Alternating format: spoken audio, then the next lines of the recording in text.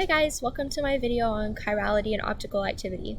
I chose to do this topic for my physics project because I'm really interested in organic chemistry and the way in which it relates to biological processes. Right, so let's get started. So firstly, what are enantiomers? So enantiomers are compounds that are mirror images of each other. They are non-superimposable images that have the same physical properties such as molecular weight, boiling point, density, things of this nature. The enantiomeric properties of the compound arise from a concept known as chirality. In the two molecules pictured, the carbon atom in the center is said to be a chiral carbon. This means that the carbon has a mirror image or an enantiomer.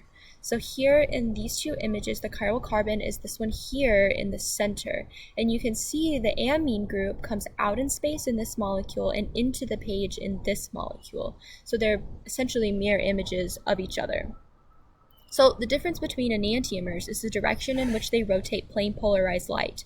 So one enantiomer will rotate light to the left and the other enantiomer will rotate light to the right.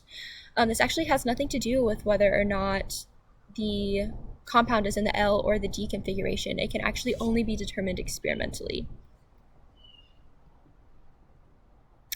So now the next question follows, how does plane polarized light differ from regular light? So let's say you have a light source, such as a light bulb, and the source emits light, or the light oscillates in all directions. Passing the light through a polarized lens will force the light to oscillate in one plane. This creates plane polarized light. Enantiomeric compounds have the ability to rotate this plane polarized light in either the clockwise or counterclockwise direction. Substances that can rotate plane polarized light, or chiral substances, are said to be optically active. So the effect of chirality on optical activity was actually first discovered by Malus in 1808, who was passing light through a reflective glass surface. In a polarimeter, however, polarized light is introduced into the tube containing the solution in which the substance is to be measured. If the substance is optically inactive, the plane of polarized light will not change the orientation and the observer will read an angle of 0. If the compound in the polarimetry cell was optically active, the plane of polarized light would be rotated on its way through the tube, and the observed rotation is a result of the different compounds of the plane polarized light interacting differently with each chiral center. In order to observe the maximum brightness, the observer will have to rotate the axis of the analyzer back, either clockwise or counterclockwise, depending on the nature of the compound.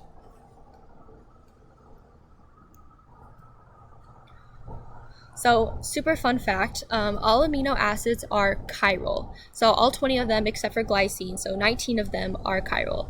And the body actually only uses the amino acids that are in the L configuration, even though the D configuration would be just as easily to form and would be just as common. So why is the L configuration preferred over the D configuration?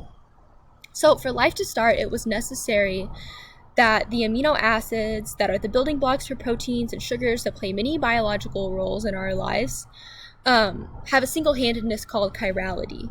The amino acids could have all been in the handedness as L, or they could all have been D. But our planet obviously prefers the L configuration. These special amino acids, the L configuration, were isolated from a meteorite that fell in Australia in 1969.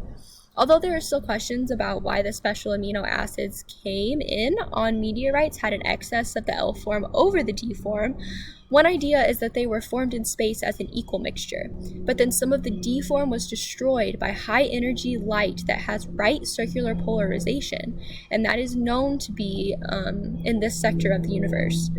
The excess of light with the right rather than the left circular polarization is often ascribed to a process formed by a nearby neutron star. In other parts of the universe, there could be a preference for D amino acids if those regions have an excess of left circularly polarized light. There should be no preference for one or the other handedness if the amino acids if they do not have any excess of one or the other polarized light. Such a preference, though, is important for life to start, because on prebiotic Earth, equal mixtures of an amino acid and its mirror image would not easily form the biological molecules that we know and study today, such as proteins, with such a well-defined structure. So, here are my references, and thank you guys for watching. Bye!